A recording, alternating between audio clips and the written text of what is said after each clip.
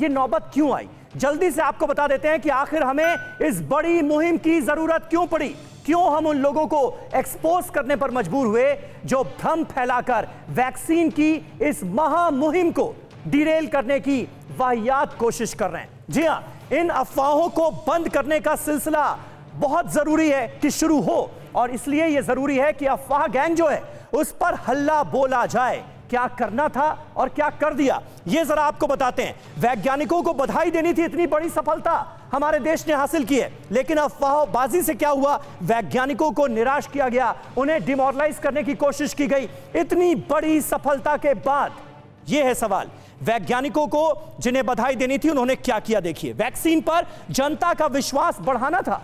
हम सब जिम्मेदार नागरिकों को कम से कम उम्मीद तो यही की जाती है ना कि हौसला और बढ़ाया जाएगा, जनता का भरोसा जो है उसमें इजाफे की कोशिश की जाएगी। लेकिन इन्होंने किया क्या? वैक्सीन पर भ्रम पैदा करने की कोशिश की गई, और तो और वैक्सीन को राजनीति के दायरे में समेटने की भी कोशिश हुई, जो कि अपने आप में बहुत दुखद थी, दुर्भाग्यपूर्ण थी। दुनिया में भारत का दम दिखाना था, लेकिन अफवाहबाजी से क्या हुआ? विश्व में हमें बदनाम करने की कोशिश की गई, क्योंकि बहुत सारे लोगों ने सवाल उठा दिया बिना जाने बुझे, बिना समझे, बिना किसी ज्ञान के, कि इससे ये साइड इफेक्ट्स हो सकते हैं। ऐसे ऐसे साइड इफेक्ट्स गिनाए गए जिनका दूर दूर से कोई वास्ता नहीं था इस वैक्सीन से।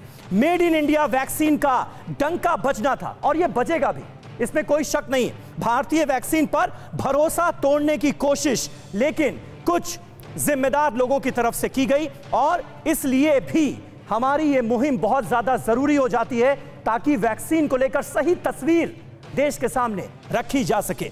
तो वैक्सीन को देश की उपलब्धि बताना था, लेकिन अफवाहबाजी से क्या हुआ कि वैक्सीन को राजनीति के खेमे में बांट दिया। और अखिलेश यादव का बयान याद कीजिए, उन्होंने तो इसे कह दिया बीजेपी की वैक्सीन, और ऐलान कर दिया कि वो ये वैक्सीन नहीं लगवाएंगे। तो ये कुल मिलाकर स्थितियां बनती हुई नजर आ रही हैं, जिसकी वजह से ये बहुत जरूरी हो गया था कि लोगों को ये बताया जाए कि वैक्सीन के साइड इफेक्ट्स वैसे ही हैं जैसे किसी भी नॉर्मल वैक्सीन के होते हैं। फिक्र आपकी, सोमवार से शुक्रवार रात 9 बजे सिर्फ TV9 भारतवर्ष पर।